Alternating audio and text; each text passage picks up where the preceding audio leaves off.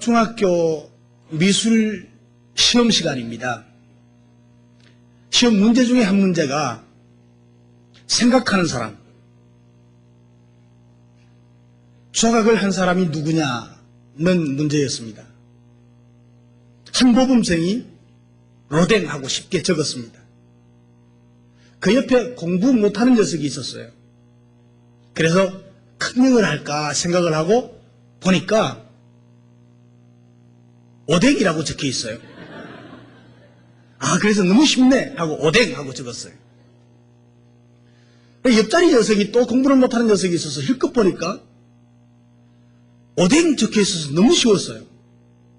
그래서 다 같이 오뎅 적으면 발각될까봐 이제 조금 다른 말로 고쳐서 덴뿌라 하고 썼습니다.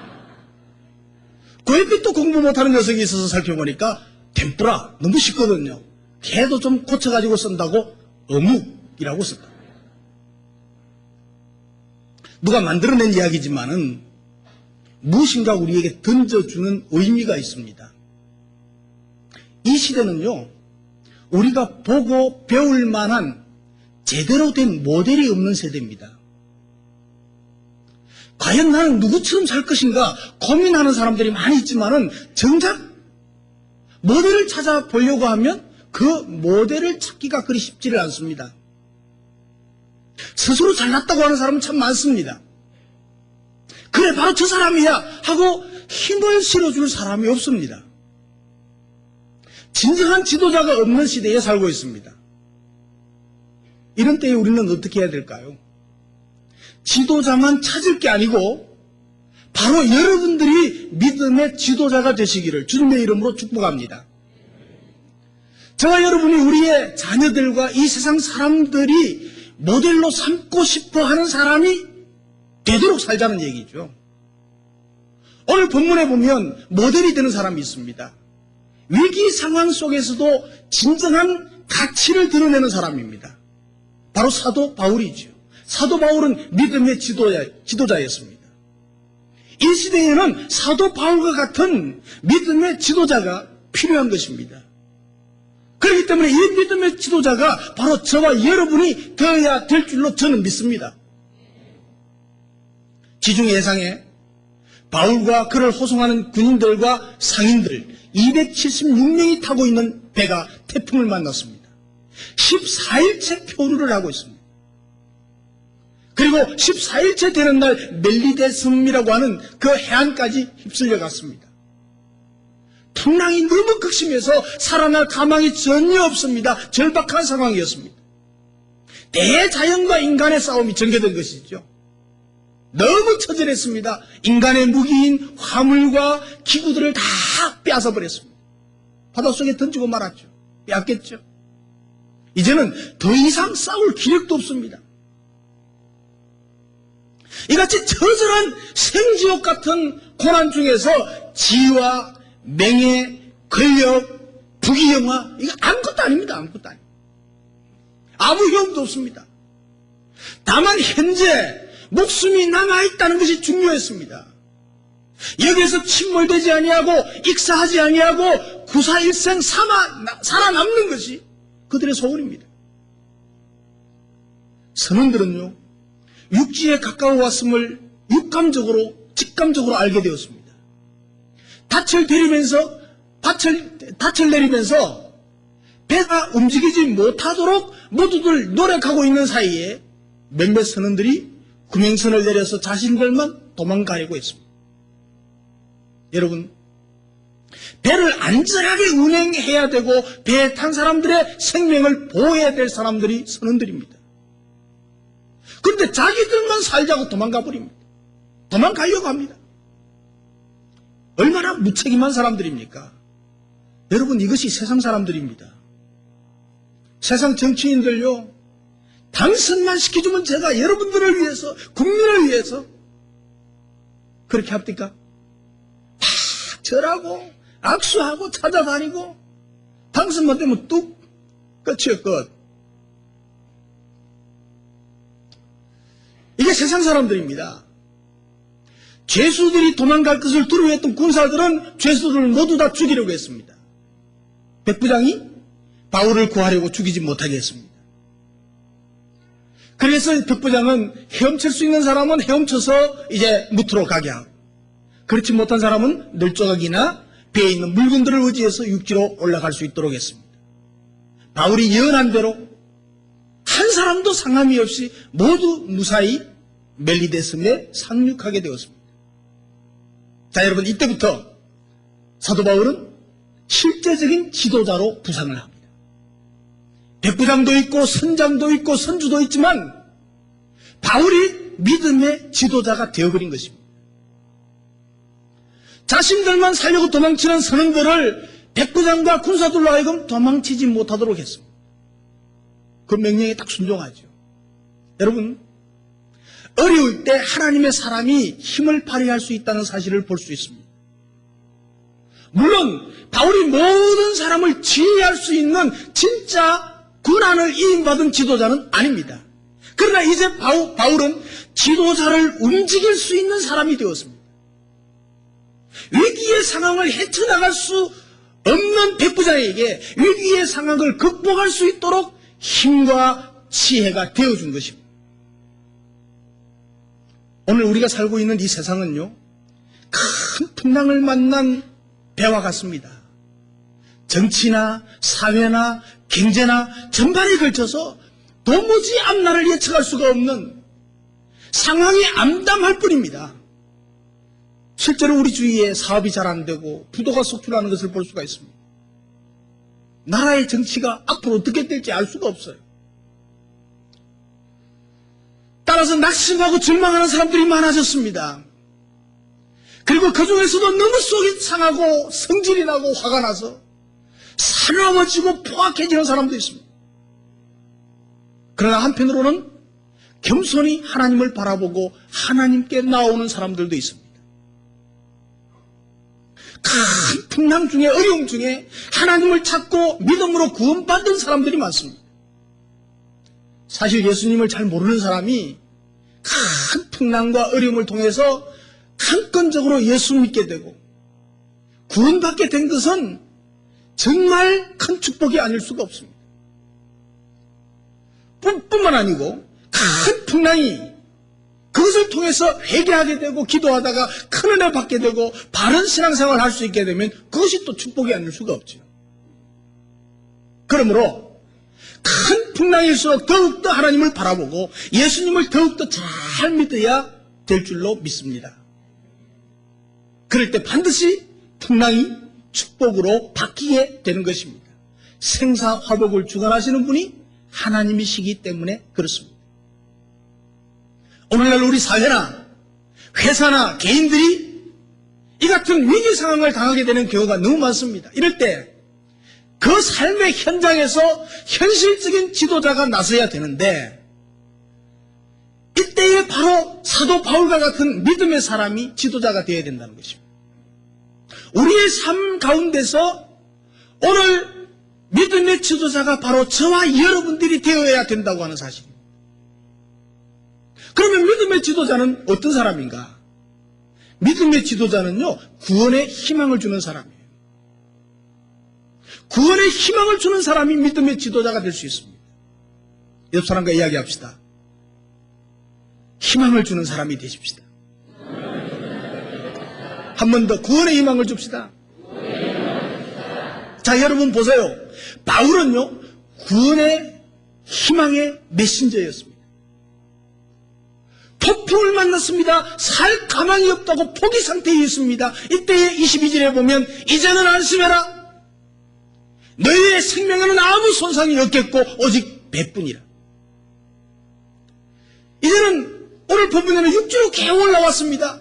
사람들이 부들부들 떨고 있습니다. 이제 죽을지 살지 모릅니다.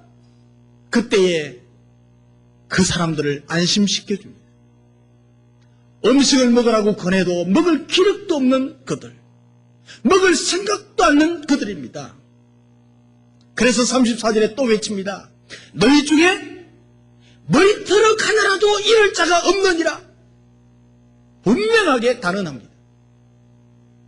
그리고는 먼저 자기가 음식을 먹는 시범을 보여줍니다. 먹어야 산다. 이렇게 먹어. 먹기 전에 축사하고 기도하고 하나님 앞에 감사 기도하고 이제 먹습니다. 바울이 먹는 모습을 보고 이제 안정을 되찾아가지고 그 사람들이 먹기 시작합니다. 14일째 굶은 사람들입니다. 14일 동안 폭풍 속에서 헤매던 사람입니다. 먹을 행편도 상황도 되지 못합니다.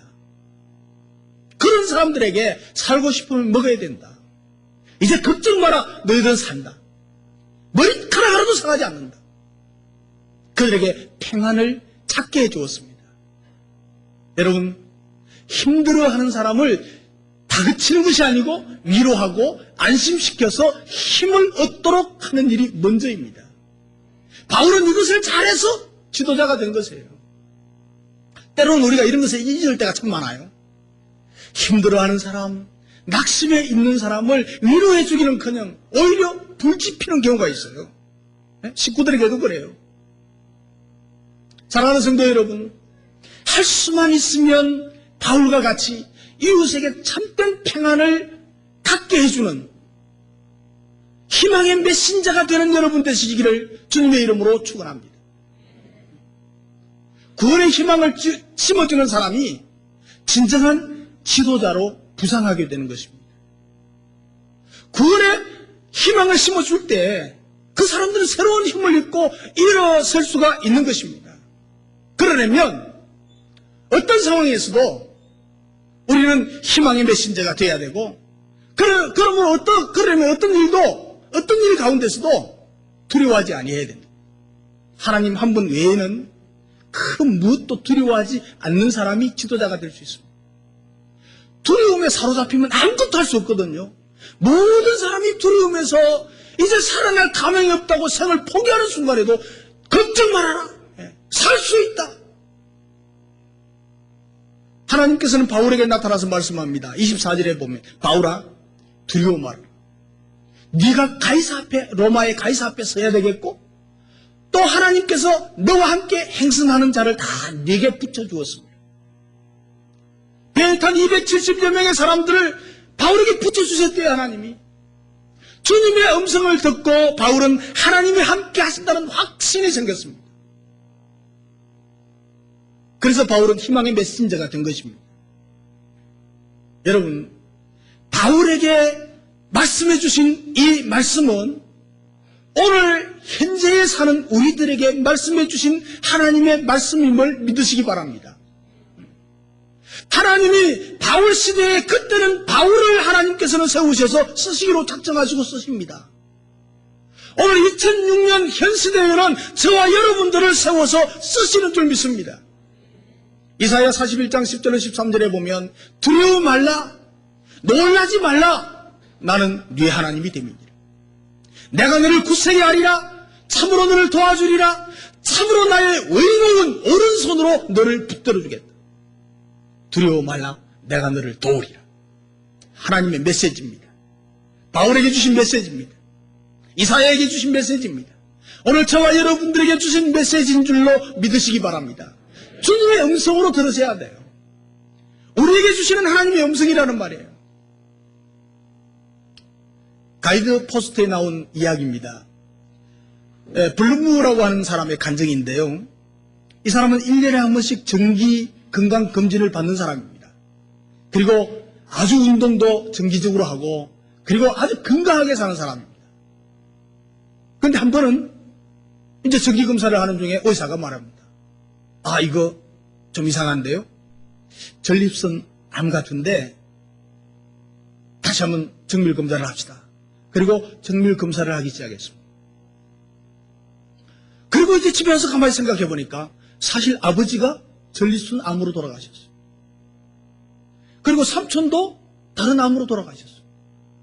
그리고 사촌도 다른 암으로 돌아가셨어요. 쭉 이것을 생각하다가 보니까 아하, 이번에는 내 차례다. 이번에는 내 차례다. 그렇게 생각되니까 밥맛도 없고 밥 먹을 수도 없고 운동할 생각도 없고 이제 나는 끝났으니까 살 수 없어 하는 생각입니다. 인생을 포기하고 앉아 있습니다. 이때 동생이 찾아왔습니다. 형님, 나보다 믿음이 좋은 줄 알았는데 이게 뭡니까? 한 번에 그렇게 망가집니까? 그럴 수 있습니까? 그러니까 동생에게 말했습니다. 이제 다 끝난구나. 끝났어. 이제 내 차례야. 그리고 낙심해 있는데 결국은 우울증에 걸려버렸어요. 이것을 본 의사가 말했습니다. 당신은 도전적인 자세로 병과 싸워 이겨야 합니다. 한번 싸워보십시오. 병에 항복하면 죽습니다. 암이 아니라고 감기라도 항복하면 죽습니다. 그러나 병과 싸워서 이기면 건강할 수 있습니다. 이 이야기를 딱 듣고 보니까 집에 와서 생각해 보니까 내가 싸워보지도 않고 죽는다는 게 너무 억울하게 생각되었던 거예요. 한번 싸워보자. 이렇게 생각하고 싸워보기로 작정을 했습니다. 그때부터는 먹기 시작하고 그리고는 운동하기 시작했습니다. 그리고 열심히 무엇인가 일을 만들어서 이제 열심히 살았습니다. 얼마 후에 병원에 갔습니다. 검사를 했는데 의사는 기적이라고 말합니다. 암이 온데간데 없이 다 사라져 버렸대요. 여러분, 이 구원의 확신이 중요합니다. 병과 싸워서 이길 수 있다는 확신이 중요합니다. 내가 지금 어렵고 힘들지만 헤어날 가망이 보이지 않지만 거기에 하나님이 도와주시면 헤어나올 수 있고 승리할 수 있고 더 잘 될 수 있다는 확신이 필요한 것입니다. 여러분, 구원의 희망을 주는 사람이 믿음의 지도자입니다. 우리의 주변에 낙심하고 우울증에 걸리고 많이 고생하고 힘들어하는 사람이 있다면 그들에게 구원의 메신저가 되어서 하나님이 도와주시면 승리할 수 있고 잘 될 수 있고 성공할 수 있고 더 잘 될 수 있다는 것을 증거해주고 보여주고 확신시켜주는 사람이 되면 우리는 자동으로 지도자가 될 수 있습니다. 우리의 주변에, 우리의 직장에서, 우리의 모든 이웃들에게 우리는 지도자로 급부상하게 되어 있습니다. 희망의 메신저가 되는 저와 여러분 되시길 바랍니다. 그래서 우리의 주변에 우리가 지도자로 다 부상되고 지도자로 역할을 감당할 수 있는 저와 여러분 되시기를 주님의 이름으로 축복합니다. 그리고 우리가 지도자가 되려면 적극적으로 지도하는 사람이 지도자가 될 수 있습니다. 적극적으로 지도해야 돼요. 옆 사람에게 이야기합시다. 적극적으로 지도합시다. 적극적으로 지도하며 사십시다. 믿음의 확신을 가지고 하나님의 음성을 들은 대로 선포합니다. 누구야 비웃든지 말든지 상관하지 않습니다. 선포합니다. 살 소망이 끊어진 줄 알고 생을 포기하려고 하는 순간 외칩니다. 이제는 안심해라. 너희 중 생명에는 아무 손상이 없다. 다만 배뿐이다. 내가 섬기는 하나님이 어젯밤에 나에게 말씀하셨다. 여러분, 뱃사람들은 어떻게 생각했을까요? 저게 무슨 소리야? 말도 되지 않는 소리 하고 있네. 그랬을 거 아닙니까? 상관없습니다. 어젯밤에 내가 하나님께서 말씀하시는 음성을 들었어. 말씀하신 그대로 되리라고 나는 믿는다. 그리고 한 섬에 걸리리라 이렇게 말했어요. 그대로 들었지 않습니까? 여러분, 오늘 저와 여러분들은 하나님께서 음성으로 말씀해 주신 것보다도 더 확실하고 분명한 성경이 있습니다. 그 하나님의 말씀이 오늘 저와 여러분들에게 주신 말씀인 줄로 믿습니다. 우리는 확실하게 말할 수 있습니다. 성경에 이렇게 하나님께서 나에게 말씀하셨습니다. 사공들이 도망하려 할 때도 군사들에게 말했습니다. 이 사람들이 배에 있지 아니하면 너희가 구원을 얻지 못하리라. 단호하게 말했습니다. 그래서 군사들이 도망가려고 하는 그릇줄을 끊어버렸습니다. 그리고 사람들이 먹을 생각도 하지 않는데 그는 하나님 앞에 감사하고 기도하고 축사하면서 먹으라고 그랬습니다. 그러면서 그렇게 말했죠. 너희 중에 머리털럭 하나라도 잃을 자가 없느냐. 그리고 먹는 시범을 보여주고 안심시켜줍니다. 여러분 보세요. 바울은 적극적으로 지도력을 발휘합니다. 믿음대로 말하고 행동합니다. 확신에 차 있습니다. 여러분, 거기에 능력이 나타나고 거기에 기적이 나타나는 줄 믿습니다. 군사들이 죄수들이 도망갈까봐 다 죽이려고 하는데 백부장이 말렸죠. 왜 말렸습니까? 바울을 살리기 위해서입니다. 벌써 백부장은 바울을 자신의 지도자로 인정했던 것입니다. 이 사람 없으면 우리가 못 살아. 이 사람 없으면 내가 지도할 수가 없어. 사랑하는 성도 여러분, 우리는 이 세상에 영적인 지도자로 하나님께서 세우셨음을 믿으시기 바랍니다.